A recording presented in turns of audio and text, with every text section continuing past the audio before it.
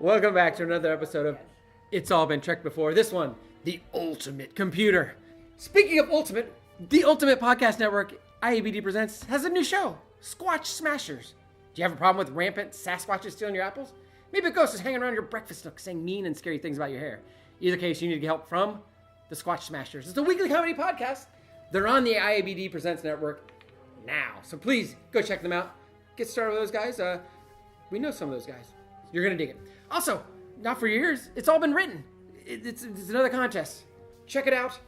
We've got more winners. We've got more stories. Check that out. It's all been written. Also, patreon.com/IABD. You can support us so we can keep doing all this, add more stuff. Just like they did when they built the ultimate computer on It's All Been Trekked Before. Welcome out to another episode of It's All Been Trekked Before. Your regular, is regular the right word? Your frequent hosts are here? I think that's a good word. Okay. Yeah. Your frequent hosts are here. This is Steven. And Keith. And Jimmy-Jerome. We are talking the ultimate computer. Ultimate computer. Where Kirk and a sub-skeleton crew are ordered to test out an advanced artificially intelligent control system, the M5. Which Sub-skeleton. That's what the IMDb description says. Not the skeleton crew of a sub, but a sub-skeleton. I assume that means less than skeleton. Like a skeleton crew in the Enterprise is more than 20 people. So sub-skeleton's I guess so. All right. Really, really skeleton. I guess that does make sense, isn't it? Because how drastically they reduced the... Yeah, we went from over 400. I guess all the other starships they talked about them as if they had exactly 400, but we knew the Enterprise has 400 and some. Down to 20. So we unfortunately don't have Samantha Stark here tonight, but she wasn't one of the 20. she would not have been. She was killed like all the others. Well, as she's our resident military gal, Navy, that hopefully could shed some light on, if that's realistic to cut off that much of the crew. I tried asking her some questions. She was a photographer on her ship, so she would have been one of the 380 not there. But what she said was, basically on a carrier like that they'd need about 250 people to run the ship at any given time. And they typically had somewhere between 1,500 and 3,000. So if you think of that down to 250, now what she also said, though, and this plays in, I think, to the crewmen we saw and trying to figure out who the 20 were that were left behind. Not the captain, obviously. Not the captain. They have 6 shifts of 250 people that run all the time. Oh, okay. So if you were trying to divide that 20 up into shifts, just a minimum of 3 shifts, you've got like 6-7 people on duty at a time. Okay. Which we know is not how they were operating, right, because we saw 2 security officers, 3 medical personnel, that counts McCoy, an engineer. All 7 of our leads are will be eventually considered the 7 leads. Yeah. There's only 3 leads right now. The 4 reoccurring. And they were all on duty at the same time, essentially. So I get the feeling that I wondered if they were going by some Navy specification, like on trying to figure out the numbers, but clearly not. Clearly, it takes more than that to run the Navy ship, percentage-wise of the total. I just don't. 20 is way too few. So we've got our bridge staff. Makes sense they stay. They're basically department heads. Even Chekhov, navigation's not working. You want to keep your navigator. Plus, he's boy genius. So I get that. I get why you maybe want to have a security officer too, just in case. I get why you might even want an extra doctor, even though it's not serious. That's a pretty important position. Mm-hmm. But where's your relief crew? Where's your night crew? Well, where's your other essential operations, I guess? And then they had the guys for the landing crew. Right. They had enough for that. The landing party. So we accounted for almost all 20 as you go through here. Huh. And they seem to all be on duty. Maybe because this wasn't going to be like a multi-week thing. Maybe it was just a one-day thing. Right. That makes sense. Yeah. But still, it felt like they should have had a few more. And it was hard to tell where the war games began and ended and what was... Well, they were supposed to be like on their way to the war games, I guess. Right. I see. Yeah. And then they got distracted. So I don't know. I don't think I buy 20. As Sam pointed out, because I was trying to think about the Enterprise and how much of it's actually running the ship, whereas we know they carry a lot of researchers, a lot of scientists, a lot of explorers, people that have jobs on away missions and reading sensor data and all of that stuff. So I would think that, a good percentage of the crew's not actually running the ship. But they talked about how the M5 basically replaces everybody, that you can knock it down to 20. And I'm like, the M5 can't do all those other jobs. Right. It couldn't be the expert on endocrinology or whatever the hell. I mean, it would have the knowledge, but it can't go down to the planet and do all that stuff. Unless they had a portable M5 thing they could put in. They should have a portable M5 thing. Absolutely. I mean, just a small part of it, and they take that out and they put it in and they beam that down. Gotcha. The big disc, they carry it in front of them. Well, I guess for that, yes. The colorful disc. It's just a little yellow or red disc. Yeah, they just insert it into whatever. Oh, like a computer chip. Whatever body it would be, some kind of. Oh, we need a body now. Well, like a mechanical. Right, thing. right. So, I get what you're talking about. Yeah. Johnny 5 or something. Yeah, some kind of whatever robot thing you prefer to think about, Robbie the robot, whatever. Mm-hmm. But that obviously that's never going to happen because obviously things went awry. Yes. Unexpectedly, I didn't see it coming. No. I thought this episode everything was going to go perfectly smooth. They're going to do the war games. They're going to be like, man, this computer's great. You're all fired. And that's the end of the story. I don't feel like the war games. Again, I feel like I kept getting distracted or something, but it felt like the war games weren't really explained to my satisfaction beforehand. Like the parameters of how those supposed to work. Was it going to be? I mean, I felt that like was my confusion. Yeah, just like glancing away at the beginning. So they went through some sort of maneuver. It looked like. They were like, "Oh, this is so impressive! How fast this computer reacted to something." And I thought, okay, well, it was some sort of like virtual thing that showed up on a simulation that was responding to, or something physical. I didn't catch that. Yeah. And I agree. Yeah. I thought the same thing. I thought they shot another ship or something. Right. It seemed like everything was okay. They hadn't killed anybody yet. Right. Well, I guess I don't know how actual war games work, to be fair. Yeah, I don't either. But what it seemed to me, and I feel like what they've established in other Star Trek, and maybe I'm merging all together, was phasers are going to be on low power. The ships are just going to pretend what the damage was to simulate it. That's true. Just like 5% phaser, it's not going to do any damage, but you're going to know what it would have done had it been full power. So something physical was going to occur. Right. And so... But instead, our computer murdered like 450, 500 people. Yeah. Murder! Eventually. But even getting... All right, so they're flying to this location for some...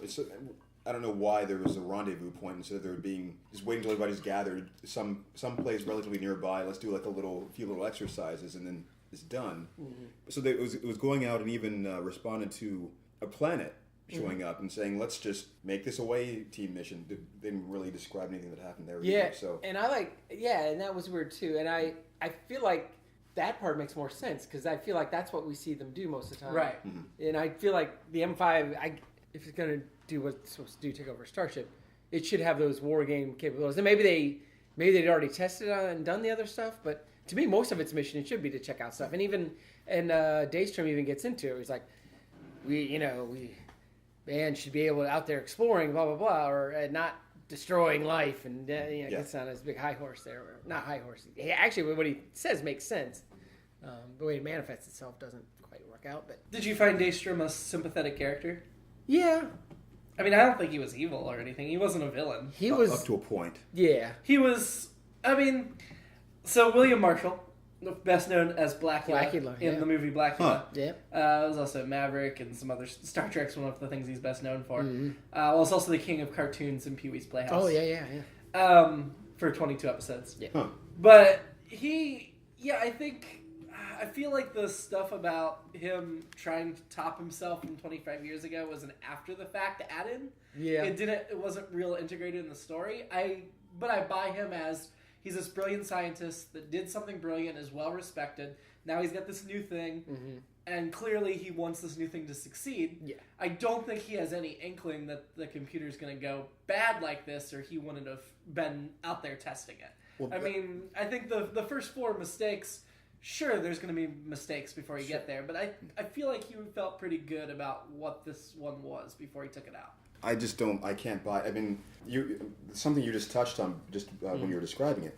The testing that would have gone into this. Yeah. There are things that were happening that should not have even been in the realm of possibility before you even take it out. Right.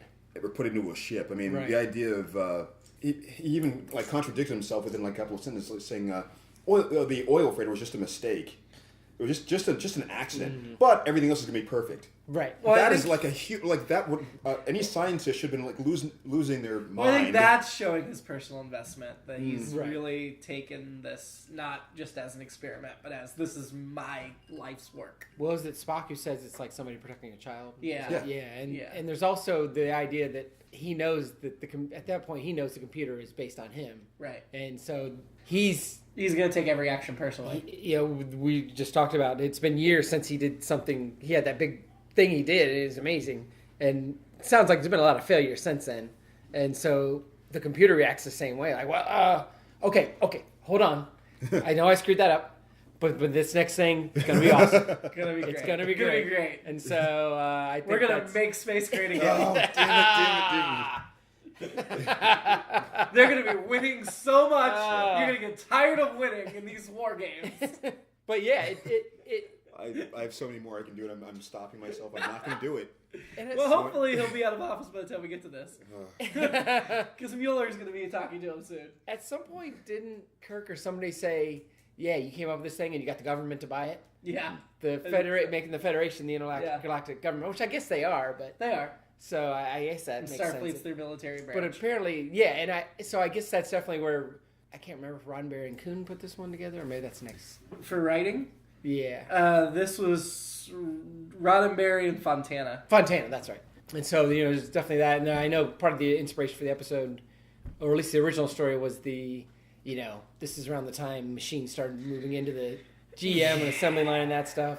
And obviously there's a ton of, a lot of the storyline, this episode is 2000, a lot of the storyline of 2001, the HAL and everything. Well, I started to feel like through part of it, when Kirk was like, well, some things man just needs to do.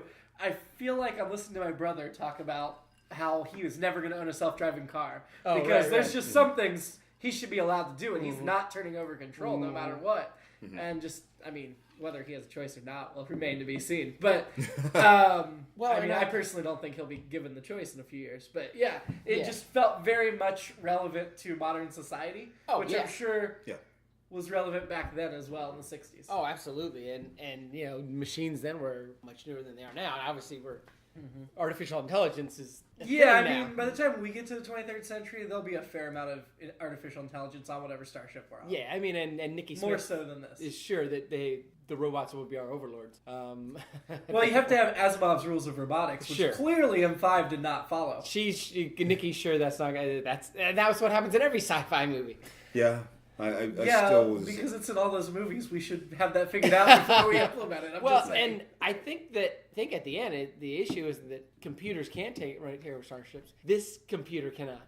Right. M5 cannot. It's not M6, the ultimate computer. M6 is going to be awesome. It's going to be the real. We might want to put some more safeguards in before we let it take over a starship. I think they jumped the gun. I'm gonna go out on a limb and say. They jumped the gun. They should have been some more thorough testing. But I buy that they would let somebody like Daystrom jump the gun. That's true. With my reputation. Yeah. Well, all right, so here's the thing. Again, coming back to this is where it was implausible to me because of the nature of the conversation he was having with them, with M5. Mm-hmm. These are things that they should have been talking about a long time ago. Yes. The concept of what murder is. Yeah. And you understand that these are real people on this ship. It was still trying to convince it. You understand we're playing a game. Yes. Yeah. These are things. This is a conversation that should have been like day zero. Right. Yeah, I definitely didn't buy that part of the story because you put it in specifically for the games. You're gonna have told it that these are games. Yeah, and it seems like this is where we talk about things that stole from Star Trek. I think they actually say M5 doesn't know it's a game, which reminds me of Rocky when Apollo Creed's trainer says he doesn't know it's a show. He thinks it's a fight. And then in war games where they're like, it's just playing the game. It doesn't know that, it's not a game. So, kudos. And that was also a supercomputer, the Whopper, the WOPR. Oh, this is definitely a story we've seen many times before. Oh, yeah. Well, see, the way they did it in war games makes more sense to me because it believes that it's a game, doesn't understand it's using live ammunition for something that... There's no difference between something virtual because these things are all happening at a distance as far as it's concerned. Yeah.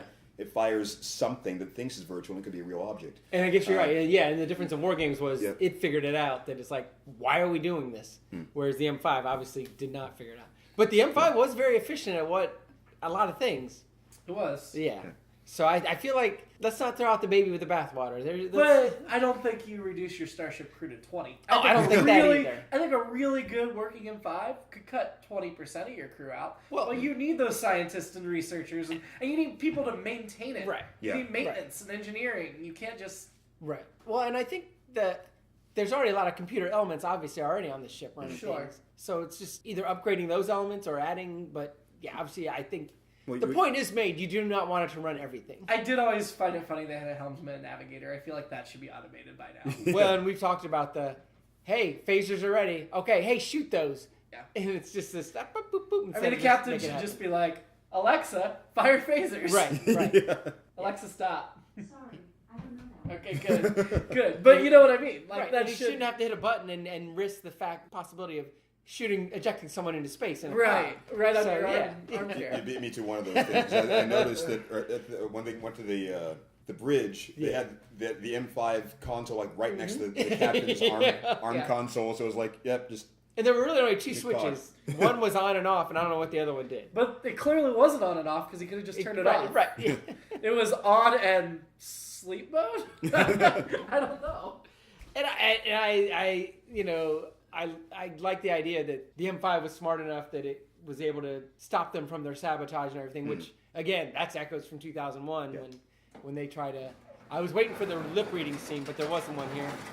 That part was impressive. That part made sense to me, that this machine understands and wants to protect itself and take some strategic measures to make that happen. But to what end is where it started to fall apart, because... It's like, I want to do what? To actually kill something? Yeah, if we're malicious, then that would somehow make sense. Right, I think to Jimmy-Jerome's point, the whole... It did want to protect itself, but it definitely... His Engrams, Daystrom's Engrams were definitely... Engrams, is that what they called them? Yeah. Human Engrams? Would make him not kill anybody. Right. So... I don't get that. I don't know why one would override the other. No, but back to Daystrom, I feel like we've seen other characters like him that are much more egomaniacal. Yeah. And he seemed like a reasonable, nice man. For the most part. I do like the part where he rubs it in. Really, really tall. He rubs it in and mentions that Kirk is non-essential. Oh, with the away team? That's fantastic. I noted the sting for that was epic snap music. Plays when Kirk and McCoy are deemed non-essential. And to be honest, we've talked about it a lot. Advantage M5 on selecting a landing party. Sure. How many times have we said, why are these guys going? So they are non-essential. Clearly, the M6 in the future, 100 years from now, when they get to next gen, is used only to select landing parties. And that's why Picard never goes on the landing party. See, they took some positive. Some positive from it. They're like, oh, this computer's homicidal, but it had a great point on the landing party. Well, yeah, it's the military aspects of Starfleet were probably like, okay, this wasn't a great success, but what can we use from this? Right. Section 31 took it apart and did whatever they did with it. We can... The dark secret. Yeah. Yeah. I don't know. The captain is essential. He may not be essential to do things like pick a landing party, but there are still humans on the ship, and some human has to be in charge of the humans on the ship. Yep. So in that regard, he is essential. And same thing they said, like, he couldn't do what the doctor does. He couldn't perform surgery. So McCoy was essential, not on the landing party, but he was essential on the ship. Right. So I feel like there's some, there. All right, so another thing that seemed unreasonable to me at the time was the Commodore trolling Kirk. Like Wesley. That first exercise. Oh, yeah. When he said, congrats to Captain Dunsel. Yeah. Like, why would he say that? I mean... Yeah. I was more bothered by the fact that he was like, Jim, why are you firing us? Jim! You know he's got the computer taking command. You should be screaming at Jim. You should be going, M5, stop! Yeah. It's like, what could possibly be happening? I guess Jim went crazy! Yep, that's what happened. Well, as I noted, as we watched Uhura and somebody else, when they said Wesley's name, it sounded a little like Woosley, which almost sounded like Woosley, so definitely not the sharpest guy in Starfleet. Yeah, he did kind of stick it to Kirk. Even though, like, he and Kirk are supposed to be really good friends. Right. Like, they have history. They mentioned. Which I appreciate that later in the episode. I thought that was Right. cool. So I think maybe that's why he was making fun of Kirk and doing that dig, because, you bust your buddy's chops. You mess with him a little. He's not just his boss. He was his buddy. Barry Russo, who played him, was in The Devil in the Dark as well, the Horde episode. The security chief. And he's best known for Star Trek, for those 2 episodes he did. I liked him in both episodes. I think he had a lot more to do in this one. So that Dunsel thing, that happened right after the first maneuver, right? So maybe that was part of the war game. And maybe he was doing it correctly there. Oh, you're right. Yeah. That must have been what was happening. Yeah. So then somehow that oil freighter triggered something, and he just kept going, okay, starting time to blow things up for real. And Dunzel was I knew that term would come up. I remembered that term coming up in this episode. Is that a real term? That's something I would have asked. I thought it was. I assume so. I think it is. I mean, the backstory was at Starfleet Academy. They, called people, but it seems like it would be something that Dunsel, is that it? Yeah. That's the way you pronounce it. I don't know how you spell it. D-U-N-S-E-L, I think. D-U-N-S-E-L? That's the way I phonetically put it down, but I have no idea if that's... It was a term used by midshipmen in the 23rd century to describe a part that served no useful purpose. The Star Trek, when I Google Dunsel, Star Trek comes up as the first couple of search results. It's also an Urban Dictionary for the same use. Does it say it came from Star Trek, though, in the Urban Dictionary? I'm looking at Wikipedia right now, and it just says good lacks etymological information. Huh. I'm afraid to look at Urban Dictionary. I'm afraid. A part of the ship that has no use. It doesn't give where it came from on Urban Dictionary. It looks like Star Trek made it up, which kudos to them, because it seemed like something that made sense. I think at the time I thought it was but it was like an old naval term. But that's kind of cool. And then they threw in some name of somebody from the future. I can't remember what list they were going through. They did. They talked about the Nobel Prize. Oh, that's what it was. Z. Yeah. Zatara, which is something they mention again in Star Trek Down the Road. Oh, okay. Yeah. So that's like the futuristic Nobel Prize. Yeah. The Z something. I think I read in the original story idea that the whole idea of Kirk being useless was not the original. Z Magnes, sorry. Z Magnes. Yeah. So that was... They improved. They got our letters when they kept saying we wanted some more futuristic references. It was created by Zalar Magnes, ruler of the powerful city-state on Alpha Centauri in the 17th century. Well, yeah. Greatest achievement in military science and engineering to encourage research among its citizens. So it is the past, but the past of an alien world, which is just fine. Well, that doesn't count. Well, I mean, if you have never experienced Shakespeare till you read it in the original Klingon, as they say in later in the feature films. Oh man. Speaking of which, I noted that Shatner seems to be really satisfied with the recitation of that poem or whatever it was that referenced. Okay, so I called that poem up as well. He was he's making a meal out of it, as you would say. Yeah, Shatner overacted at times. Oh, he did. Parts of this episode he was really good at, and then parts of this episode, this is murder.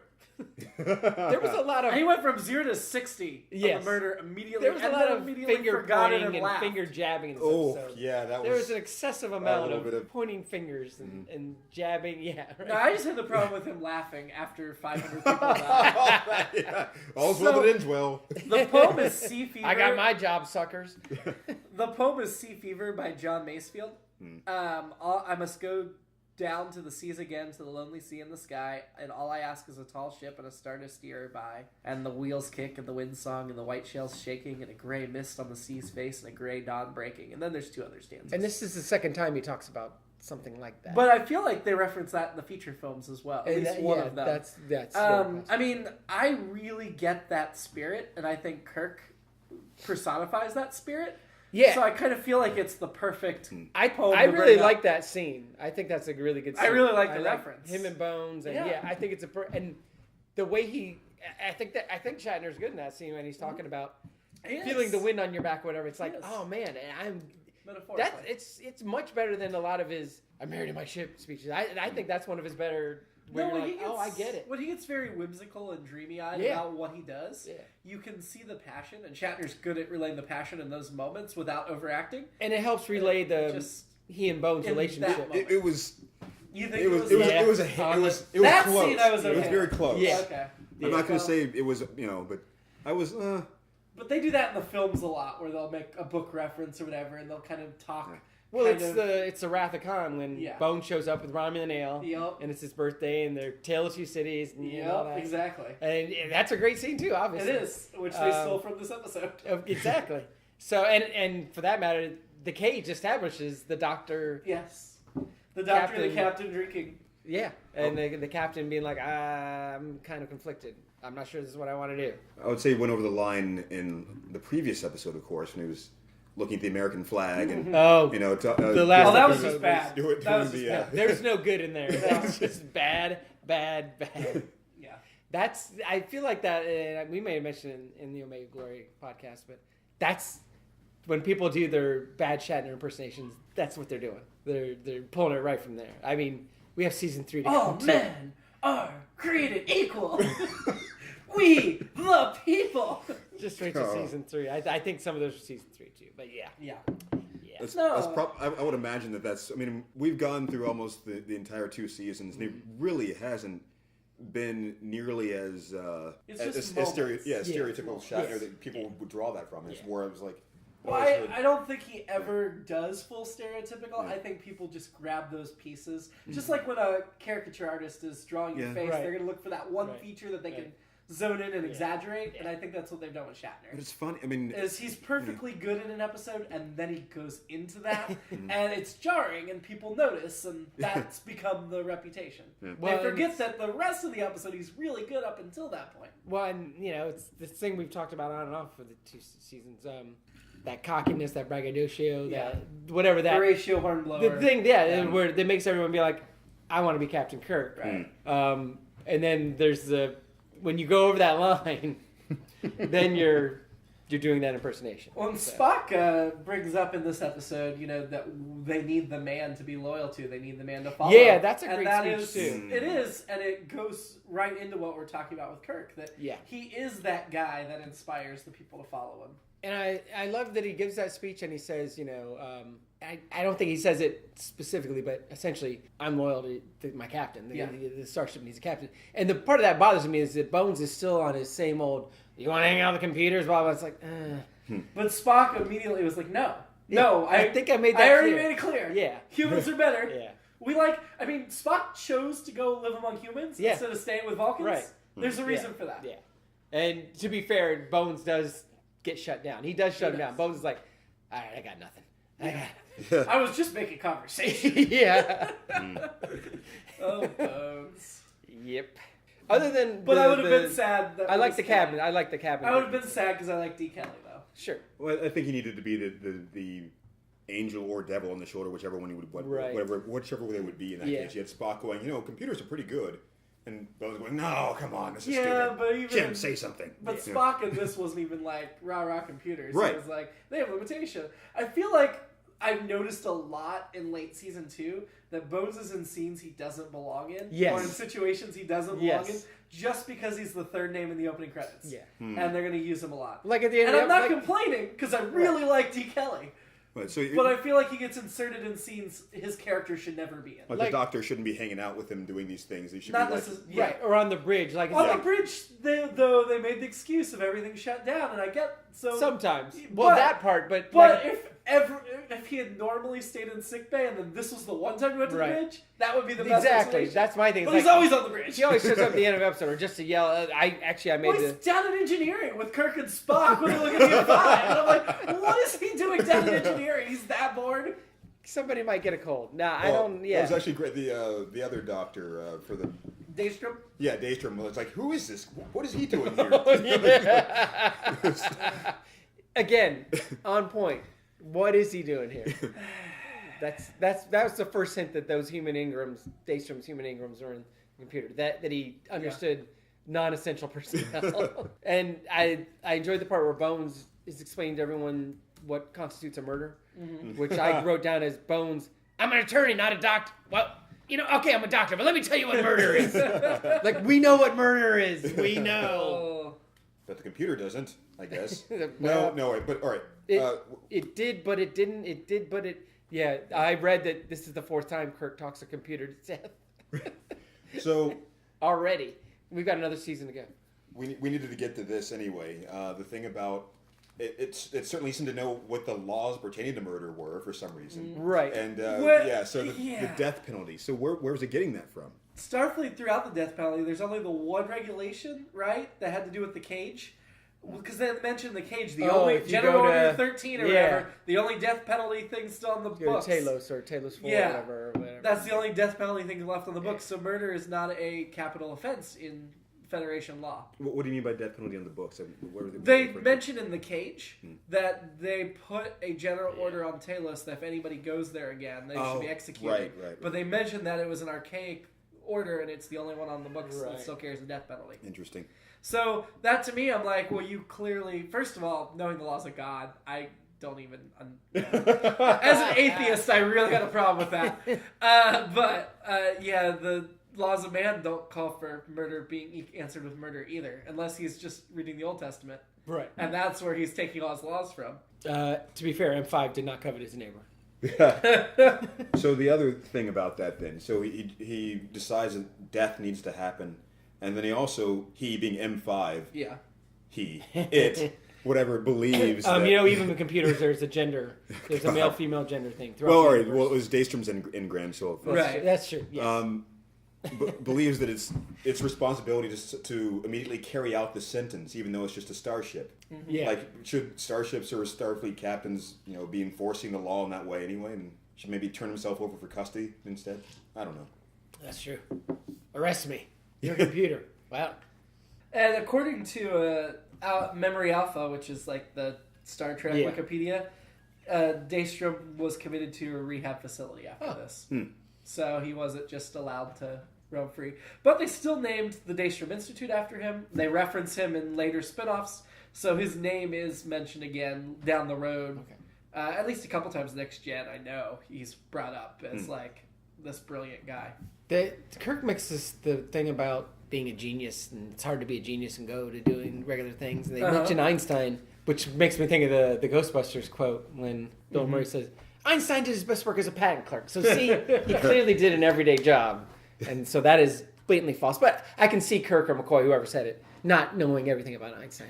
Well, and never having seen Ghostbusters, which even in the 23rd century, I think it's talking about Einstein. Immediately in that line, they reference other people, like the Z Magnies. They reference some people that are futuristic Star Trek. Like we've got Satara Vulcan and Kazanga, which I don't know who Kazanga was. In fact, the Memory Alpha just mentioned him as being held up with the others. Oh, okay. It doesn't actually give any details of who Kazanga is. He's great. Satara Vulcan, the exact same thing. The only reference is here, so we never find out what he did. But again, we're referencing people in the future that we don't know. Which is good. So yeah. Kudos. I liked that early on. They mentioned that I think Spock says he's A7 computer level certified or something. Sure. I want to think that he did that online. He did that. Of course he did. Who, Daystrom? Spock. He says, got certified online. I am A7 level certified, computer certified. Yes. It's like, no, I don't know what that means, but it sounds impressive. Again, he got it at ECOT 2.0. Is A1 best, or is A7 and then you get to like A11's the best? I don't know. I don't know how they do it. 6 is the best, but because he's Spock, they give him a 7th level. I was going. That just reminded me again that just the things I was noticing about the way the computer was thinking, the way that it was behaving, just still kind of exposed the way that the writers probably wouldn't have understood how computer science should work back then. Certainly. Well, and I mean, up to a certain point, definitely showed its age and the way they thought about the artificial. And it's definitely that thing of like the HAL 9000, 2001. I think too of I got to protect myself. Well, and in 2001. My interp, whatever, is that he starts to freak out about the heaviness of the mission, and that's why he starts making mistakes, and then he has to cover up his mistakes, and then M5? Hal did. Sorry. Whereas M5, I feel like is... I didn't make any mistakes. Yeah. I just did what I did. It just seemed confused. It seems like he should know, like we keep saying, but then he doesn't. He doesn't know. But then, to me, it feels like when they come back and explain it to him again, he should still be like, no. That still doesn't make any sense. No. Yeah, that was a little uneven on how that. So because it got you to the point of there's no hope, and they're like, well, I have an idea. We'll have Kirk talk it down. Somewhere along those lines, another thing that didn't make sense for me was when Wesley was talking to Starfleet Command, and he's like, "Hey guys, guess what? The M5, it's a mess. Well, they're murderous now. So we're going to destroy the Enterprise and kill them all. And you're like, wait a second. Hang on. First of all, you can transmit those codes to over the computer system like we've seen in other episodes. Right. Or, if that's not working, because he might have shut that down, you fire at the strategic parts to disable the ship and not blow them up. Right. Yeah. Or, there are many ways. Or couldn't they lock in and beam the personnel guys off? out? Yeah, I would think. Well, if the Maybe shields were up, they shields, could have. yeah. Oh, that's Right, true. yeah. That's true. Shields being down were what gave them the signal. But I'm just like, there are other ways besides destroying the ship. You've got 4 starships. Right. You can fire to disable. Yeah. You can take them. Yeah. You don't need to destroy them. That shouldn't be your go-to. No, M5 is too And good. that's the M5, the same thing. I'm like, why did the M5 kill 400 people in the Right. starship? It doesn't Why make- didn't just disable? Right. Well, at one point they say the Excalibur's dead, and then I think he shoots it again. And then they check for life signs and there are none. Yeah. So all 400 some people are dead. And I'm like, no, you disable the phasers, and M5 would be smart enough to do that. And then that's it. Weapons are down, you're good. Or disable an engine. So, all right, so I didn't really think to examine some of that, too, actually. I just kind of like, okay, whatever. So it didn't blow up the ship, didn't blow up Excalibur, but somehow managed to kill them all. Yeah. Was it just, did it, like, blow a hole in something, or... So what? the ship didn't even look all that badly damaged. Right. Yeah. But I'm guessing it did enough structural damage that, life support was knocked offline, or there were hull that breaches would or make whatever. sense, Yeah, if they knocked out life support, they'd all be dead. So... Or they got thrown around even more violently than they do on the Enterprise. And, they got killed. They But- made the mistake of wearing seatbelts and they just choked them or something. Did you notice the starship when it was drifting wasn't on the two-dimensional It did plane? finally. was It did drifting, finally at that which point. I think is just from the redone special Yes, effects, but yeah. still. It was drifting like vertically instead hadn't of caught that. horizontal. Which one was? The Excalibur. Yeah, Nice. once it Nice. That did finally look like- moved. yeah. that's one of my chief complaints now. When I went. Oh, like, every time I see it, I think of you, Keith. Just every time I see two ships. Discovery, they do a sitting lot of playing around with the plane when they Yeah. fight, which more so than in previous Star Treks. I spent like 90% of my life not noticing, and all of a sudden, like, wait, why are they doing this? I feel like they got him better as time's gone on. Yeah, I think it was easier for audiences to understand, or at least Yeah. they thought it was. But yeah, it doesn't make sense. Fashion. Fashion. I like Daystrom's jumpsuit. Yeah. Oh god, that's the only thing, mean, wasn't it? yeah. I that was think pretty cool. we've seen similar jumpsuits before, if not the same jumpsuit. Yeah. Also, I noticed for the first time, McCoy is very clearly wearing an undershirt.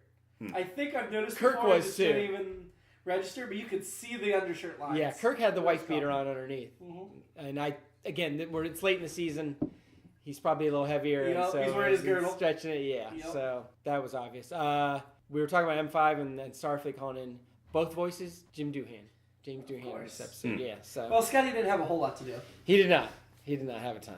I'm really glad it didn't electrocute him in the Jeffries tube. Right. It just which played, is what I thought would happen. And I'm really glad that for once, Scotty didn't try to fix it himself and he let his underling fix it so that his underling got dissolved. Hey, how about you do it? Right. You really want me to do it? Oh, thanks. Thanks, Scotty, finally! Because usually you see Scotty jumping in. Right. And now he's like, no, this one time I'm going to step back. I enjoyed Spock and Scotty trying to fix whatever they're trying to fix at first. And it was weird because they're playing the dramatic music. Yeah. And it's just a long shot of like 10 or 12 seconds. And you can tell both of them are, the direction was just like, just keep acting like you're fixing it. Yeah. How do we do that? We don't know. It's the 23rd century. So Spock has like a slide rule combination wrench. Yeah. And he's just kind of like, well, I'm not actually doing anything with it, but I'm pretending like I'm gonna. And Scotty's kind of putting stuff in there. And it reminded me of, this is a more local reference, but Travis Horseman and I in the last show we did, Kitej. Oh, We spend like 5 minutes pretending to fix a cart. Yeah. And it just right the same thing. It's like, what do we do now? Let's just pretend like we're doing something. Just keep moving your hands. Yeah. They won't know. And look exasperated. We can't fix it. So yeah, it reminded me very much because if they just showed it for 2 seconds, I'm like, okay. They just linger. Right. It's like, they're not fixing anything. I know they were sabotaging it. They weren't unfixing anything either. So But yeah, I did like that tool his underling was carrying when he got vaporized, though. That was a cool looking I thing. think either if we haven't already seen it, we're going to see it in a later episode. I read that it's a prop that It looked familiar. I feel like they have a smaller version of that in Next Gen that they yeah. probably designed Yeah. based on it. Because it came with like some action figures that I had. This is my one Star Trek presaging Star Wars reference for this episode. So at one point they talk about the M5 tapping into antimatter thing. It'll have unlimited power. which just made me think of the Emperor in Revenge of the Sith. Unlimited power! Which there are definitely variations on what unlimited power is. So the warp drive is not unlimited power. No, of course that beam thing looked pretty cool though. How it's like, there's an empty wall socket. I'm gonna run an electric. Yeah. charge Did to you, it. you think it was new? The effect? I think that effect was new. Yeah, that it was looked definitely really new. good. But I liked the effect. I thought it was cool. Alternate episode? Modern episode is M5's Captain Log from this episode. It's a completely different perspective. All around me, they're trying to sabotage me. My alternate episode was Daystrom based on himself, so he's late in the lab one night messing with it, and basically This sounds like the Monster Mash. Basically, as the equivalent. He was working in the lab late one night. No, but has phone sex with it, or audio sex with it, like the movie Her. With himself. Sure. It's better than masturbating. There you go. That makes. I felt like there were a lot of tight shots in this episode. Like not only were they tight, like everyone was uncomfortably close to each other a lot of the time. I did notice on the bridge we didn't get any wide angles to see how many people were actually working on the bridge. And so the one scene Keith and I noticed where Kirk is jabbing Daystrom in the ribs. It's like, I don't think that's tickle. Not only is he jabbing him, he holds it there. And that is weird. Yeah. That is weird. Get some space. I thought the M5 screen and engineering they kept showing. I thought that looked like a flat like your laptop. It looked very flat screen and flat screen TV. It's the most modern computer I remember them showing on there. So I thought that's pretty cool. That was actually kind of cool. This is just stupid. I just like Spock saying this is not a drill. This is not a drill. That's not the way he said it. But it's such a thing that people say these days. I like that Daystrom says it's a slight defect after it starts killing people. Yeah, that it shouldn't be as I shouldn't be laughing, but it no. is. I mean, Kirk laughed, so he did. and Steven, let me let you in on a little secret. These weren't real people. What? Nobody actually died. Come on. Nobody was on those ships. It was just a model. Daystrom didn't know that. I bought into it. That's right. And I did like Daystrom's one line when he's talking. I think it's when he's talking to M5 when he. Oh no, it's he says it earlier, then he kind of says it again, which is we don't want to destroy life, we want to improve it. So I like the idea that his thing was like we don't need to be out here destroying things. Yeah. His idea was just let's make things easier for everyone so they can enjoy life and everything will be good and we don't have to blow up planet. We don't have to kill people exploring these planets. We can send my computer and explore it and everything's okay, and then people can go and the Prime Directive might not be violated as much. Of course, M5 it wouldn't have worked with, but M6, M7, M8 maybe they would get it down. Well, but I mean, their very nature makes them violate the Prime Directive by being there. I mean, it's hard to That's true. observe without affecting. That's true. It's just a computer that's showing So you don't violate the Prime Directive just by showing up. We've seen in Star Trek Well, no, I mean, they're hiding behind a duck blind and observing society secretly. Star Trek Insurrection, that starts with Data's hiding in this cave that's cloaked on a cliff watching the society. I'm saying if the technology is discovered at all. I mean, if you see a person go, oh, it's a humanoid, maybe this is just a thing, but you see a computer, it is a computer, and that is by its very nature something more advanced. Well, what they would looks like Robbie the Robot when it beams down. Well, I was going to say if it looks like Scarlett Johansson, problem solved. Or it's just a drone. Yeah. Flies in. That's just a disc. that's all I had. Don't think so. So, women of Star Trek, you switching to the M5? I'm going to hold out for the M8. I'm going for the M9. There you go. Which is Scarlett Johansson. So we're sticking with Kalinda. Yes. I'm sticking with Kalinda. Yeah. Keith, are you still married on that planet? Yep. Still you don't want to switch. You sure? Yep. Mergeford, what is it? Merged Headford. Merged Headford. Who he's kept for more than half of this season. Or about half this He season. made a commitment. Yeah, I did. I feel like it's become such a running joke. It honestly drives me a little crazy. It makes me laugh every time. Not me. I get frustrated every time. Like, come on, just pick somebody else. Because I feel like you're just like, well, I made the commitment, so I can't pick anybody else. Hey, we still got 2 more episodes. It could change. Brandon Circus's man, I don't know. One of those gladiator guys is going to sway him. Before we get to Brandon Circus's, though, we need to rate this episode. You know, I always like this episode. I still liked it. I like it. Let's start with what I feel is the most similar episode this season, The Changeling. Because it's another super smart computer causing trouble. I think I like this one better. I do too. Yeah. What was the changeling? Nomad. More iconic, I would think, but It is. It I is, think. yeah. I think that. Well, I think Nomad's more iconic, but Daystrom's a name that lives on throughout Star Trek, whereas Nomad does not. So I think there's an argument to be made. And while we're at, I really liked William Marshall as Daystrom. I thought he was. Oh, he was great. I mean, yeah. Acting wise, yes. I'm still. It's hard for me to get past the problems I would have with the way I feel things should work with a scientist doing something like that. Right. Daystrom, I agree with is that. one thing, but Will Marshall, I thought, because I thought I liked the idea that he just didn't turn super crazy all of a sudden. I thought I liked the progression, and some of that credit goes to the script director. Oh, and absolutely. everything, but I thought he did a good job portraying that. So, do you think this is better or worse than Daystrom? I guess. I mean, it's just I understand what they were trying to do, and they got there more or less. It's just the little there were some details. There were some problems with the episode. But the next episode up is Metamorphosis, which is funny because that has Zephyr Cochrane and this has Richard Daystrom, two big brains in the Federation that are referenced later. What's above Metamorphosis? Now I know Keith has merged Headford from Metamorphosis. It's going to sway his decision. Above Metamorphosis is by any other name. So the cloud thing. Okay. Yeah. Any other name is. The crushed crystals. Yeah, the Shakespeare reference they shoehorned in there somehow. Right? Yeah, I don't know. I don't think this is better than by any other name. No. I was gonna say I think I like Metamorphosis better than by any other name. So I guess I like this. I do not like this more. Oh, you think Metamorphosis shouldn't be below by any other name? No, I think that.